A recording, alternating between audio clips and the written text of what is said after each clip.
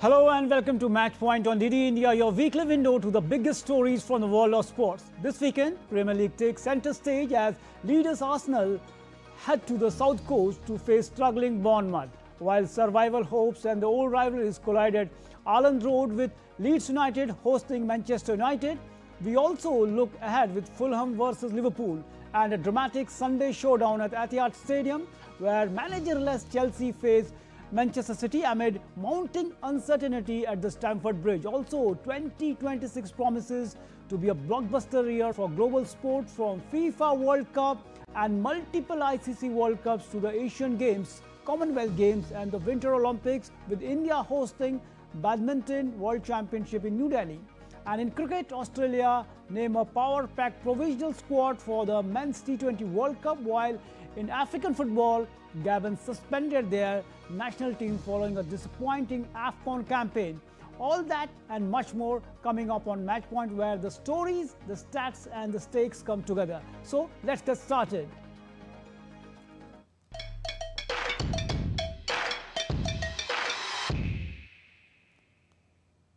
So starting with Premier League, Arsenal, the current Premier League leaders, are heading to the south coast to play Bournemouth, who have been struggling. Bournemouth haven't won a Premier League match in 10 games with 5 draws and 5 losses. They are currently 5th in the place, 9 points over the relegation zone. But they did manage to get draw against Chelsea in their last game. And at the start of the season, Bournemouth looked promising after a big win over Nottingham Forest, but their form has dropped since then. Last season, Bournemouth even managed to beat Arsenal twice, including a 2-0 victory at home. Arsenal, on the other hand, have been proven their doubters wrong, showing a strong form and holding on to the top spot in the league. Before their match against Aston Villa, who had won 11 games in a row, there was questions about whether they could keep their lead. So let's take a look. Few key stats. Bournemouth are winless in their last 10 games in the Premier League. Meanwhile, Cherries have scored only 1 goal in their last 3 home games. Arsenal have won their last 4 games in the Premier League, having won just one of their first 14 Premier League games against Arsenal, 2 draws and lost 11 matches. Bournemouth did the double over the Gunners last season. It's a big achievement. However, Arsenal have scored in 8 of their 9 visits to the Bournemouth.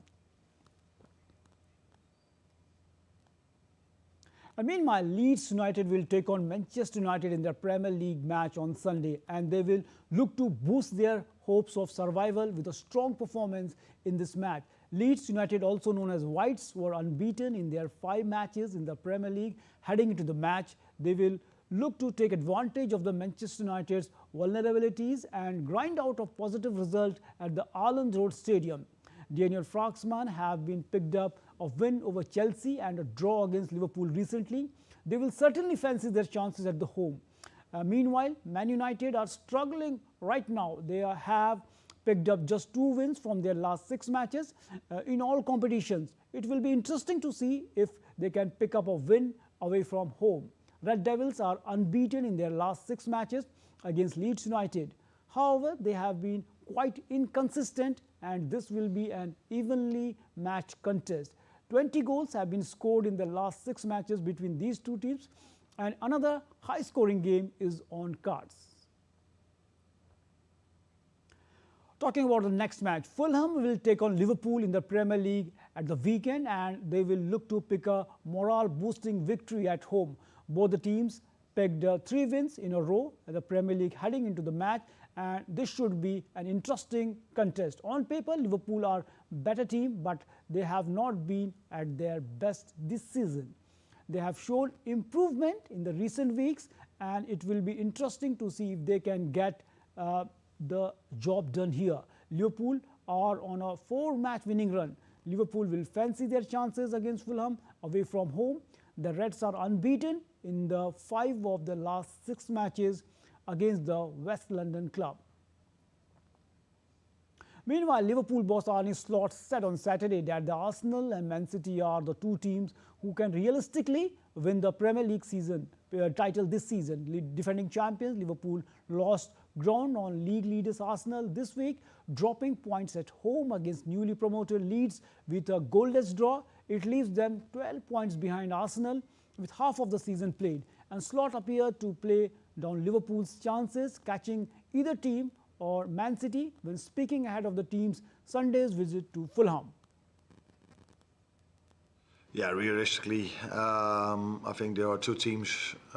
By the way, with Villa being really close to them, but because Arsenal won against Villa, they created a bit of a gap towards Villa as well. Realistically, those two teams are quite far away from us, and we should not look at those two at this moment of time. We've had our struggles throughout. We started really well in terms of results. Games were really close. Then we had a phase of the season where games were still very close, but we were constantly unlucky. And in another high-voltage clash of the season, Chelsea began 2026 with a trip to face Man City in the Premier League on Sunday. The Blues travelled to Etihad without a manager following the departure of the head coach Enzo Maresca on the New Year's Day. After 18 months in charge, Chelsea are now looking for a permanent successor, and it is not expected the appointment will be in place before Sunday's trip to Manchester. Chelsea under 21's boss Callum McFarlane has been called up to take care of the media duties, training preparations, and set to lead the team on Sunday against Pep Guardiola's side. After one league win in the last 7 matches, Chelsea are firm underdogs for the Sunday's fixture, which will see them without Moises Caicedo due to suspension. He was cautioned in the 2-2 draw to Bournemouth on December 20. Meanwhile, City's momentum was briefly checked on a New Year's Day as they were held to a goalless draw by Sunderland, a result that saw Pep Guardiola's side surrender ground at the top of the table. While that stalemate ended a 6-game Premier League winning streak, Guardiola struck an unusually relaxed tone afterwards, content with the point and the performance. The Londoners have not beaten City since the Champions League final triumph in 2021. Meetings between the sides. Now shifting focus to cricket, BCCI Selection Committee has picked up India's squad for the upcoming 3-match ODI series against New Zealand starting 11th January at the BCA Stadium, Vadodara. India's squad is like this: Shubman Gill, captain; Rohit Sharma, Virat Kohli, KL Rahul wicketkeeper, Shreyas Iyer vice captain, Washington Sundar, Ravindra Jadeja, Mohammad Siraj, Harshit Rana, Prasidh Krishna, Kuldeep Yadav, Rishabh Pant, wicketkeeper Nitish Kumar Reddy, Arshdeep Singh, Yashasvi Jaiswal. Gill had missed the South Africa ODI series because of a neck spasm suffered during the Kolkata Test. While Iyer is making his return from spleen injury he picked up during the tour of Australia. While Gill returned to the action during the T20s against South Africa, Iyer has not played any competitive cricket since October 2025. Shreyas Iyer's availability is subject to fitness clearance from the BCCI Centre of Excellence. Meanwhile, Hardik Pandya has been not cleared by the BCCI Centre of Excellence to bowl 10 overs in the match, and considering the ICC Men's T20 World Cup to follow, his workload is being managed.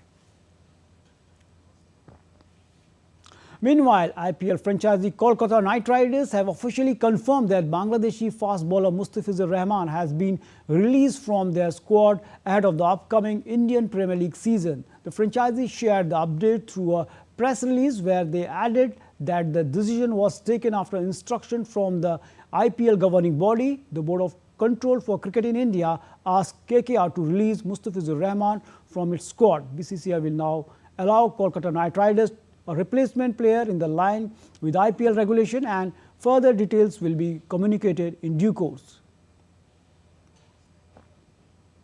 Australia named fast bowler Pat Cummins, Josh Hazlewood and big hitter Tim David in their provisional squad for the T20 World Cup in February, while expanding their spin options to suit conditions in Sri Lanka and India. Cummins, who has not played a T20 since June 2024, was rested from the final 2 Ashes games to manage his back issues. The pacer will undergo final scans later in the month to determine his participation in the World Cup. Australia also handed surprise call-ups to left-arm spinners Matt Kohenman and Cooper Conley. They joined experienced leg spinner Adam Zampa and Glenn Maxwell and Matthew Short offering additional spin support. Australia will, led by Mitchell Marsh as captain, and will kick off their World Cup campaign against Ireland on February 11. South Africa national cricket team also announced their 15-member T20 squad for the T20 World Cup 2026 in India and Sri Lanka. Adrian Markram will lead the 15-member South African squad. In Proteas, squad is like this. We can say it will be spearheaded by the Kagiso Rabada in the pace department, cleared for a return to action. Rabada missed the recent white ball tour against India due to a rib injury, but his presence in the squad provides the necessary firepower and the experience to lead the pace battery. Explosive top-order wicketkeeper batter Ryan Rickelton has been left out of the squad, while Jason Smith, who has played just 2 T20s, gets a call-up. Middle-order batter Tristan Stubbs also misses out. So Keshav Maharaj and the top order looks like the Adrian Markram, Corbin Bosch, Dewald Bravis, Donovan Ferreira, George Linde, Mafaka, Jason Smith, Kagiso Rabada, Quinton de Kock, David Miller and Marco Jansen. So looking a great squad. And in India, cricket is more than just a sport. It's a dream shared by millions. But before spotlight, before the stadiums and before the national jersey, there is a far tougher test. Club cricket. It is here on dusty grounds and in early morning nets, and that young cricketers begin their journey. In cities like Delhi, where competition is cutthroat, club cricket becomes the first real battleground for those hoping to rise the ranks. Our next report looks how the club cricket continues to shape the future of the Indian cricket, once a sacrifice at a time. Abhishek Prasad brings this report. Early morning nets, a bowler running in relentlessly, batsmen grinding it out under the scorching sun. This is the first battleground, club cricket. Club cricket forms the backbone of Indian cricket, shaping the future of young players aiming for the professional level. In a country where ambition rises from every gully and competition is as fierce as ever, the road to the top is anything but easy.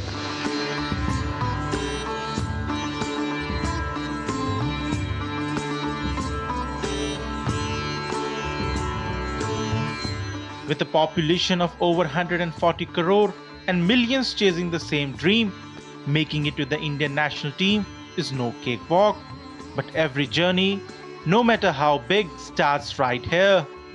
Delhi is one of the major centers of cricketing activity, and making a place in the state team often remains a huge challenge, where young guns come to test their luck.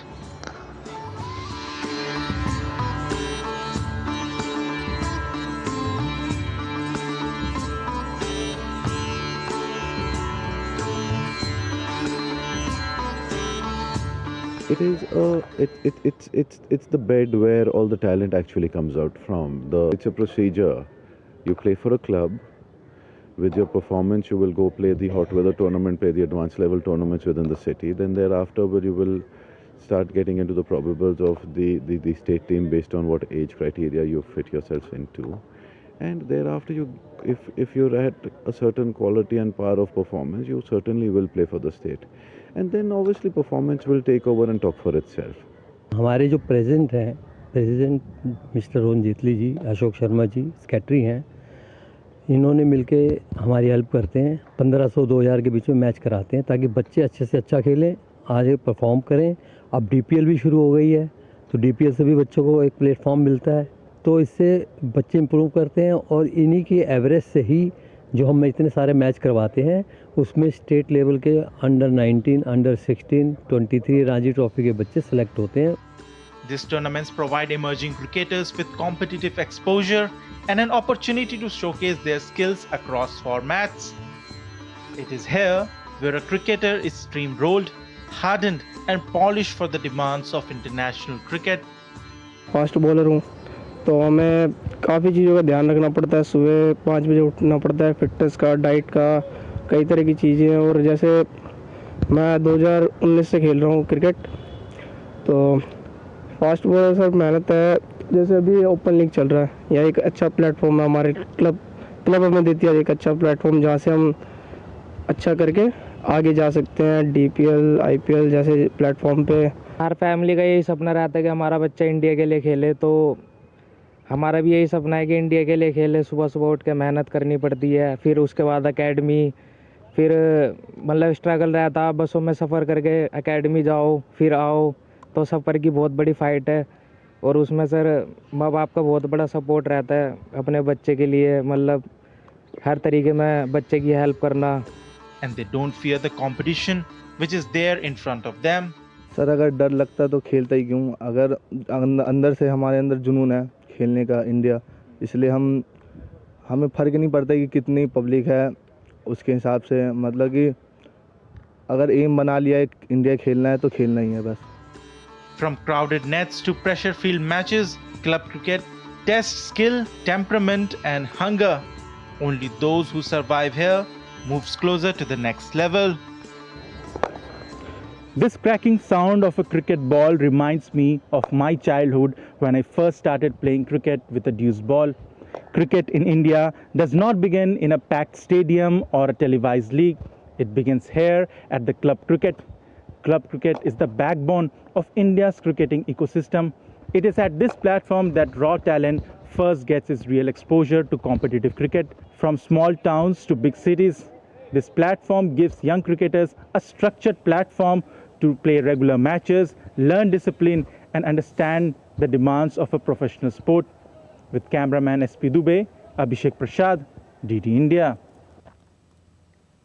Now let's shift our focus to the what's in store for the year 2026. From FIFA World Cup to the T20 World Cup, Commonwealth Games to Etihad, the year 2026 will be a year of big ticket sporting events. So first let's look here to the graphics. ICC Under-19 World Cup. It is from January 15 to February 6 and it will be hosted in Zimbabwe and Namibia. And the next one is ICC Men's T20 World Cup. It will be from February 7 to March 8 and it will be jointly hosted by India and Sri Lanka. And India's matches and with Pakistan will be played in Colombo, that is in Sri Lanka, the neutral venue. And the next is the FIDE Candidates Tournament from March 28 to April 16 in Cyprus. It's a 8-player tournament and the winner will play with the world champion, that is Gukesh. And the FIFA Men's T20 World Cup, the biggest sporting event on the planet, from June 11 to July 19, and it will be hosted by the 3 countries, United States, Canada and Mexico. 48 teams will be there this time around. And the ICC Women's T20 World Cup from June 12 to July 5. It will be jointly hosted by the English Cricket Board and the Wales Cricket Board from July 12. And the next event is Commonwealth Games that will be hosted by Scotland in Glasgow from July 23 to August 2. But this time around many sports have been chopped from this mega event. And the Men's Hockey World Cup from August 14 to August 13, Belgium and Netherlands. So this time around India will again look to win the Hockey World Cup. Last time around they win in 1975, India's only Hockey World Cup. And another important event, that is World Athletics Ultimate Championship from September 11 to September 13 in Budapest, Hungary. This will test the best athletes of the world.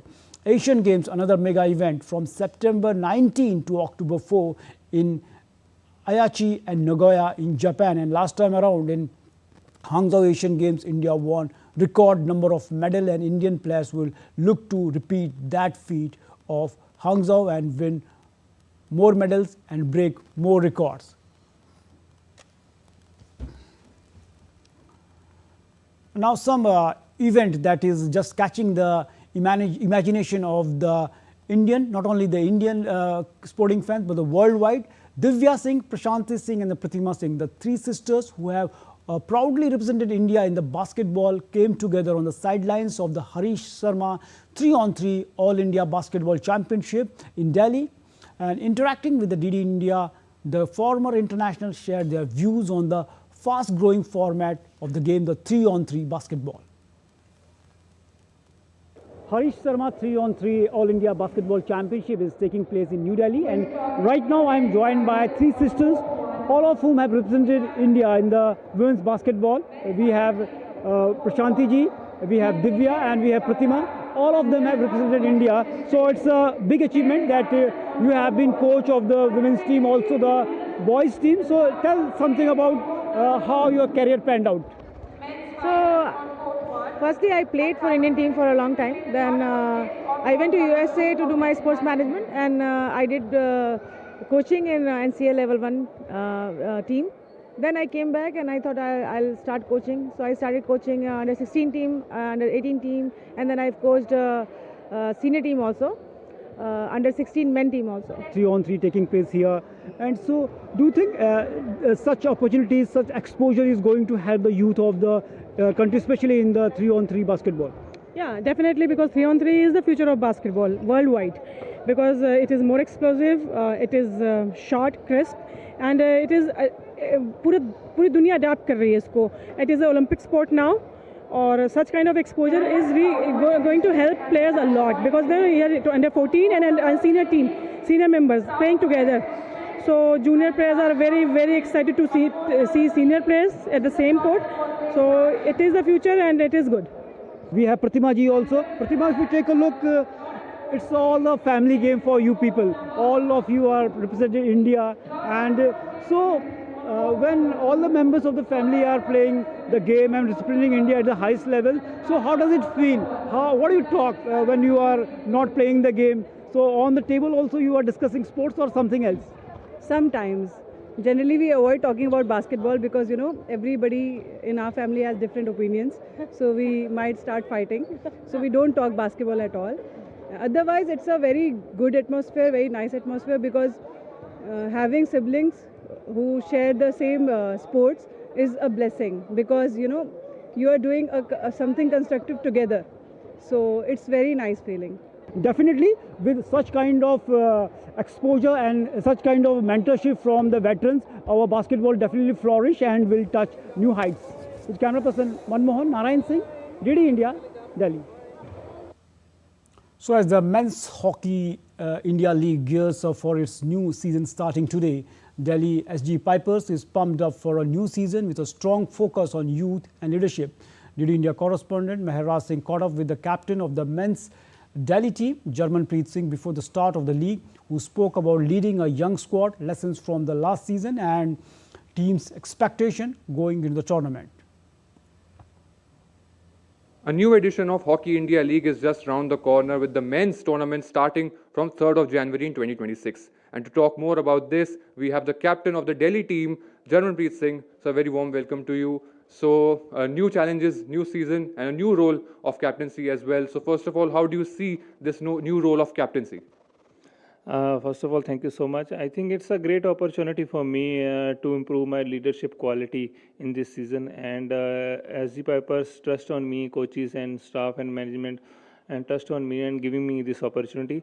So I will try to give my 100% in the game also, but I will also try to give my full 100 in my leadership quality also. This auction for Delhi was also very youth-centric, and there's a good amount of young players in the team. So as a captain, what will be your order of business to prepare them for the tournament?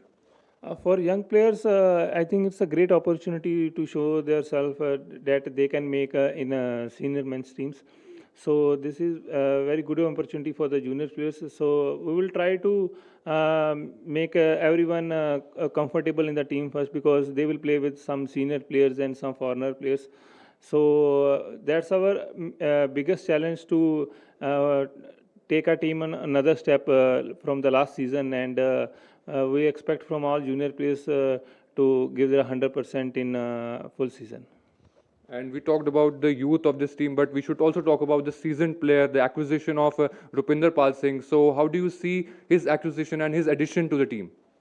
Rupinder Pal is one of the most senior players in our team, in Indian players.